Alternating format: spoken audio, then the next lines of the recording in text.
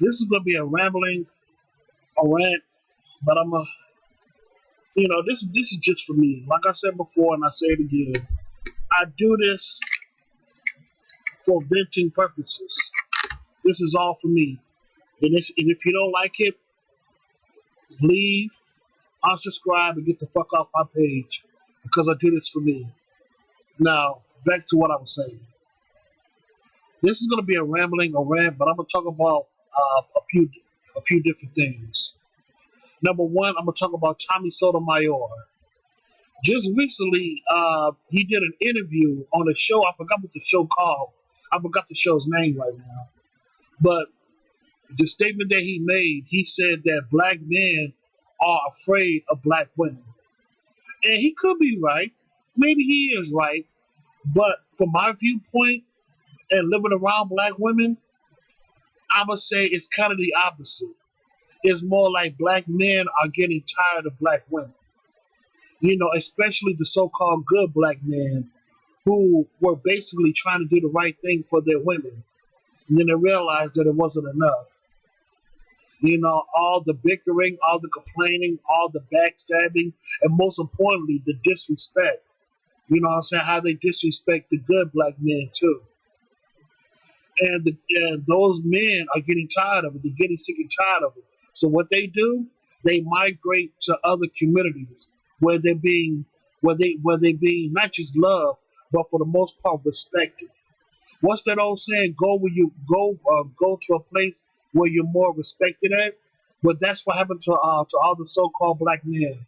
They're going to places, or should I say, communities that they're being respected as a human being, not just as a man, but as a human being. So for Tommy Sotomayor to say that black men are afraid of their own women, that may be true, but for the most part, the black men, or should I say, the so-called good black men are getting tired of the disrespect, so now they're leaving their asses. There's another topic I want to talk about. It's about we as humans don't want to solve the problems as a collective. This is what I mean. When it comes to people solving problems, it's like a lot of us don't want to come together because of petty differences. You know what I'm saying? It's kind of like a fucking reality because we see the problems that's going on right now as we speak, but we don't want to come together and literally sit down and have a meeting and do what we have to do in order for us to stop these problems forever coming against us again. But no, we can't do that because of petty differences, because of egos, because of our narcissistic ways and our arrogance. We can't come together for shit, especially when it comes to the black community. See, the black community is gone. The black community is dead. So the elite is not worried about them. They're not worried about them. But when it comes to humans in general, man, for the most part, I realize that people egos and their arrogance and their narcissistic ways, many of them cannot come together because of it. And they wonder why, the elite, the people who are in charge of this world, is kicking their asses. And they wonder why the elite is whooping their asses because they even know that humans can't come together because of their idiocy, because of their idiotic ways and their egos. And they can't let go of their big egos, man. So that's why the elite is playing. That's why the elite, you know what I'm saying, the powers that be or whatever, is playing our asses. Because they know that we can't come together for shit. You know what I'm saying? Listen, they have the plans, but we have the power. And what I mean by power, I'm talking about people power.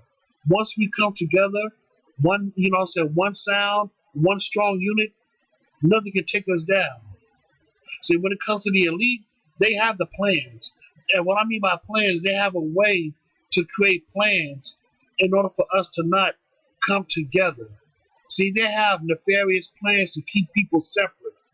But once the people begin to rise up and gain their power back and come together as one strong unit, the elite is done for. It's we have to listen. The people have to keep their eyes on the prize, and the eyes on the prize is freedom and justice. But for the most part, justice. We need to have justice for the slain. We need to have justice for the people who who died for nothing, all because they was trying to do the right thing for the people. We have to remember the fallen. We have to remember the fallen who gave up their lives just for justice, just merely justice, man. And the powers that be understand that, and that's why they create so many plans to keep the people at bay, to keep the people separate, so they can't come together and fight as one strong unit. People want to say, "Oh, we're in the age of wokeism." I beg to differ. I mean, it maybe is, but at the same time, it's not, because this so-called wokeism is being propagated by the elite. It is being propagated and used as a propaganda by the elite to keep the people in the state of in this state of a woke vortex. And my advice to the and my advice to the average person is to stay away from the woke vortex, because it's proper because it's basically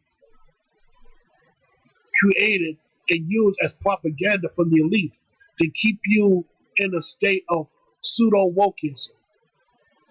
So my advice to the regular people, man, stay away from the woke vortex. Make sure you enlighten yourself. Make sure you ask questions. Not only ask questions, but also do the research on your own to find your answers to. But stay away from these people, man. Stay away from the whole woke vortex that the powers that be it has created.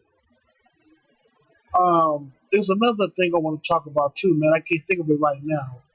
But yeah, man. We as a people, man, we need to wake up and pay attention.